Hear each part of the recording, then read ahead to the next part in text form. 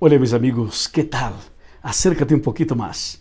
El mensaje de hoy es un mensaje importantísimo. ¿Sabes por qué?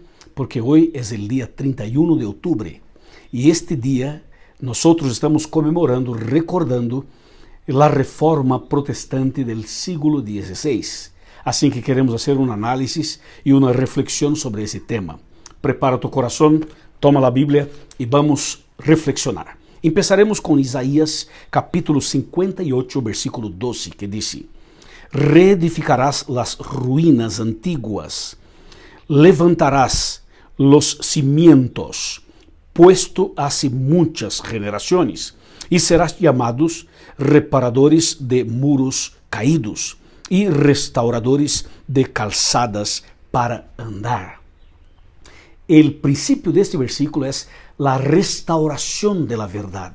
El Señor desea realizar en nuestra vida una restauración completa, una reforma completa, un cambio total en nuestra vida. Ese es el principio de ese texto.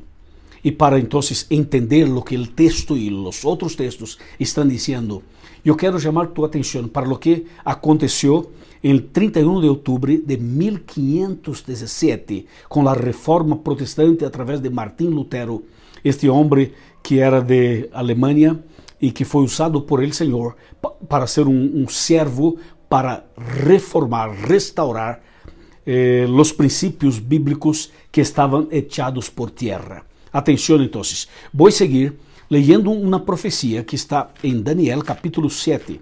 Esta es una profecía importantísima para nuestra reflexión de hoy. Daniel capítulo de número 7, versículo 25. Atención, escrito está: hablará palabras contra el Altísimo, a los santos del Altísimo quebrantará y tratará de cambiar los tiempos y la ley, y serán entregados en sus manos por un tiempo, 2 tiempos y medio tiempo.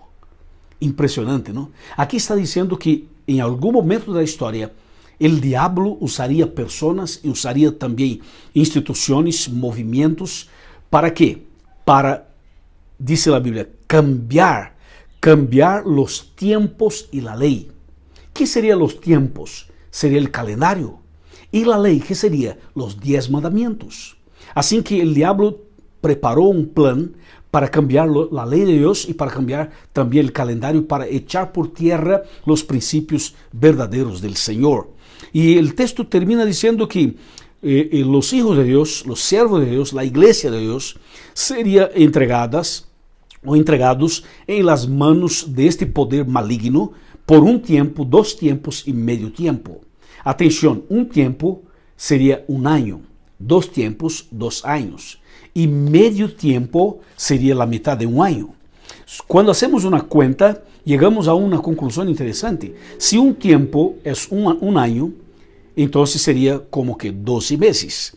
Si 2 tiempos son 2 años, sería como que 24 meses. Y si medio tiempo sería medio año, sería entonces 6 meses. Si sumamos 12 meses, 24 meses y 6 meses, llegamos a la conclusión de 42 meses. O sea, la iglesia de Dios pasaría por una persecución de un tiempo, 2 tiempos y medio tiempo, que calculando en meses darían 42 meses. 42 meses, atención. Ahora, por favor, toma tu Biblia y vamos para Apocalipsis capítulo de número 13.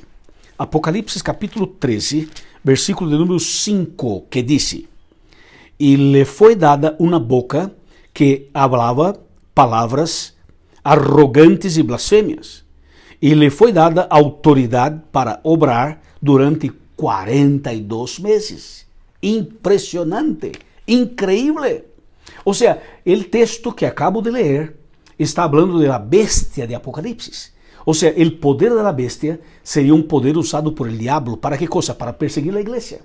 Y la persecución duraría un tiempo, 2 tiempos y medio tiempo, que calculados en meses daría 42 meses, que está de acuerdo con Apocalipsis 13, versículo 5. ¡Wow! Impresionante, increíble. Ahora escúchame, si tomamos 42 meses y si hacemos la cuenta, cada mes con 30 días, 42 por 30 daria 1260 dias. 1260 dias. ¿Por quê? 42 vezes 30. ¿Me explico? ¿Está claro? Ahora, mira, la suma es 1200, o sea, el resultado mejor, sería 1260 días. ¿Ok? Ahora, prepara tu corazón. Será algo impresionante. Vamos para Apocalipsis capítulo de número 12. Apocalipsis 12, versículo de número 6. Escúchame. Dice, y la mujer huyó al desierto, a un lugar preparado por Dios, para que allí la sustenten durante 1260 días. ¡Wow! O sea, esta mujer de Apocalipsis 12 es una representación de la iglesia verdadera.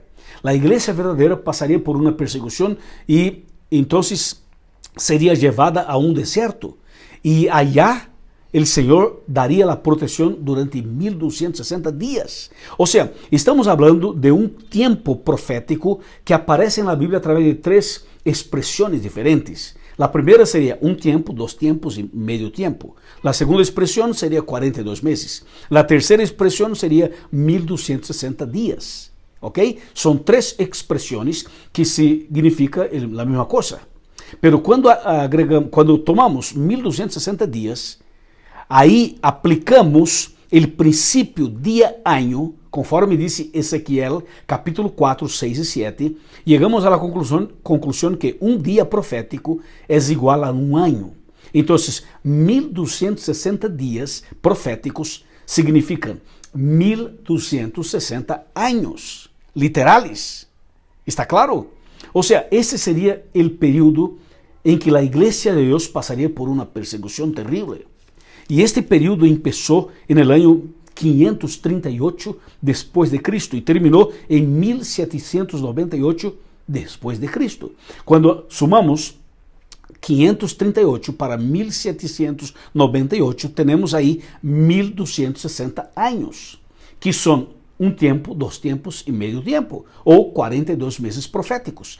O sea, el resultado final es 1260 años de persecución. Y en este periodo, la iglesia que dominaba, la iglesia de Roma que dominaba, entonces tenía en este momento la supremacía papal. Entonces, ¿qué pasó con la iglesia verdadera? La verdadera pasó por una persecución. Las Biblias eran quemadas. Havia indulgências, havia idolatria, havia paganismo, havia uma perseguição à la verdade. E como disse Daniel 8:12, eles echariam por tierra as verdades bíblicas. E todo esto passou como estava profetizado. Por isso o Senhor deseja restaurar as verdades em nosso coração, restaurar os princípios bíblicos em nossa vida. E para que isto pudesse acontecer, o Senhor levantou um homem chamado Martim Lutero. E não somente ele, levantou outras pessoas em outros lugares do mundo. Pero Lutero foi uma pessoa clave, uma pessoa específica usada por el Senhor neste momento. ¿Sabe o que passou? Lutero era um líder da igreja romana. E ele percebeu que estava passando uma situação de mescla entre luz e tinieblas, entre igreja e Estado, entre paganismo e cristianismo. Assim que Lutero começou a estudar a Bíblia, ler a Bíblia e buscar entender a Bíblia. E ele descobriu que a salvação não era por indulgência, não era por sacrifício humano, não era por uma obra humana. Ele descobriu na Bíblia que a salvação é por la gracia, através da fé. E descobriu em Romanos que a justificação é por la fé. Então, Martim Lutero preparou 95 teses e então aí levou para a igreja de Wittenberg, na Alemanha, e então apresentou de maneira pública em la puerta desta igreja, dizendo: a salvação não é por sacrifício, não é por obras, é por la gracia a través de la fé. E somos justificados por la fé e não por obras humanas. Ou seja, as 95 teses era uma resposta a los errores de la igreja dominante e era um mensagem de evangelização, para clarificar, para abrir a mente das pessoas, para compreender os princípios verdadeiros do Senhor. Assim que 31 de outubro de 1517 foi o momento clave quando isto todo passou. E o Senhor Jesus deseava e deseja todavia que estes princípios bíblicos sejam princípios restauradores em nossa vida. Ou seja, a reforma protestante começou, mas não ha terminado todavia. O Senhor deseja seguir trabalhando em nosso coração para que em nossa vida haja uma verdadeira conversão e uma verdadeira reforma e uma verdadeira restauração da verdade. Isso é o que o Senhor deseja. Por isso leemos para começar Isaías 58, versículo 12. Mi querido hermano e mi querida hermana, en este dia especial, hay que reflexionar, hay que orar, hay que poner su vida en las manos del Señor, hay que cambiar, hay que nacer de nuevo, hay que entregar su vida al Señor. ¿Sabes por qué? Porque la reforma empezó, pero no ha terminado todavía.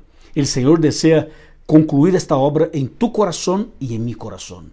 ¿Estamos dispuestos a entregar nuestro corazón al Señor? Bueno, si usted está dispuesto, si usted está dispuesta, levante la mano.